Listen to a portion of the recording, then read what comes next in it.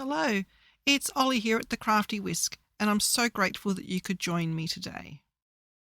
Welcome back. We're on day 12 of our unboxing of the Snazzi Scrappin Advent box.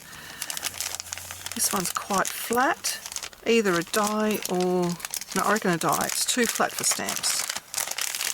Let's have a look. Oh yes.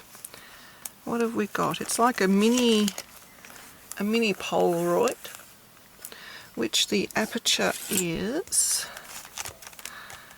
1.5 inches or 3.5 centimeters square, and then we have some little arrows with love hearts and love hearts there, so that could be used for quite a few things. Can you imagine doing a mini shaker there? That would actually be really cute. You can make it as a TV, signpost, lots of things with that one. That's going to be interesting. Alright, join me tomorrow for day 13. Please like and subscribe to my channel and hit that notification bell so that you don't miss it when I bring out a new video.